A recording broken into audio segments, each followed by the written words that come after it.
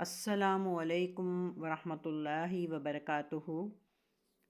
اعوذ باللہ من الشیطان الرجیم، بسم اللہ الرحمن الرحیم۔ جیسا کہ ہم سب جانتے ہیں کہ جب انسان اس دنیا میں آتا ہے تو وہ کسی نہ کسی ریلیجن میں فٹڈ ہونے کی کوشش کرتا ہے۔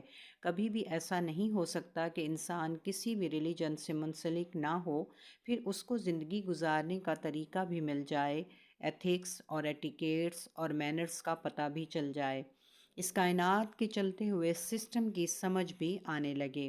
کسی نہ کسی ریلیجن میں جب وہ فٹڈ ہوتا ہے تو اسے اس کائنات کی سمجھ آنے لگتی ہے، اسے اپنی زندگی کا مقصد ملتا ہے۔ اللہ سبحانہ و تعالیٰ نے الحمدللہ ہمیں ایک ایسے دین سے نوازا ہے جو کہ سب سے بہترین دین ہے۔ ہم بہترین نبی صلی اللہ علیہ وآلہ وسلم کی امت ہیں الحمدللہ۔ تو ہمیں کوشش کرنی چاہیے کہ جو سب سے افضل دین ہے، سب سے بہتر دین ہے، اس کو کیوں افضل کہا گیا ہے، اس کو ہمیں سمجھنے کی کوشش کرنی چاہیے۔ سب سے پہلے ہم ورڈ دین کا مطلب پتہ ہونا چاہیے۔ دین کا مطلب ہوتا ہے وے آف لائف۔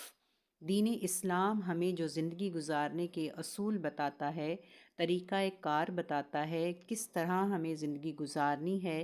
اس طریقہ کار کو جب ہم سمجھیں گے نہیں، جب ہمیں آئیڈیا نہیں ہوگا اس دین میں کیا باتیں سمجھائی گئی ہیں، کون سے ایسے طریقہ کار جن کے مطابق ہمیں زندگی گزارنے کا کہا گیا ہے، کون سی ایسی چیزیں ہیں جن سے ہمیں روکا گیا ہے، اور کون سی ایسی چیزیں ہیں جن کو کرنے کا مجھے حکم دیا گیا ہے۔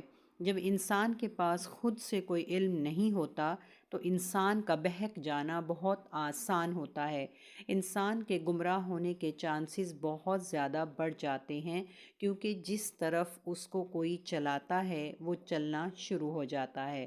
تو ہر مسلمان کے لیے ضروری ہے کہ وہ علم حاصل کرے۔ حدیث مبارکہ ہے، علم حاصل کرنا ہر مرد اور عورت پر فرض ہے۔ بخاری حدیث نمبر 6473، آپ صلی اللہ علیہ وآلہ وسلم نے فرمایا، بے فائدہ بات چیت کرنے، زیادہ سوال کرنے، مال ضائع کرنے، اپنی چیز بچا کر رکھنے اور دوسروں کی مانگتے رہنے، ماؤں کی نافرمانی اور لڑکیوں کو زندہ درگور کرنے سے منع فرماتے تھے۔ انسان اللہ رب العزت کی عظیم الشان مخلوق ہے۔ اللہ نے اس کو عقل و شعور کی دولت سے سرفراز فرمایا ہے۔ انسان کی پیدائش کے بعد سے ہی اس کے اندر خیر و شر کی قوتیں ودیت کر جاتی ہیں، اور یہ دونوں قوتیں اس کے ساتھ ساتھ نشو و نما پاتی ہیں اور پروان چڑھتی ہیں۔ اللہ پاک نے انسان کو حق و باطل میں تمیز کے لیے راہ ہدایت کی رہنمائی بھی کی ہے، اور انبیاء علیہ السلام کے ذریعے بتا دیا ہے کہ خیر کا راستہ کون سا ہے اور باطل کس جانب ہے۔ انسان کو اختیار بھی دیا ہے کہ وہ جس راستے پر چلنا چاہے چلے، لیکن ساتھ ساتھ انجام کار کو بھی بتایا کہ شر کا انجام بدترین ہے، جبکہ صراط مستقیم کے نتیجے میں اللہ کی رضا حاصل ہوگی۔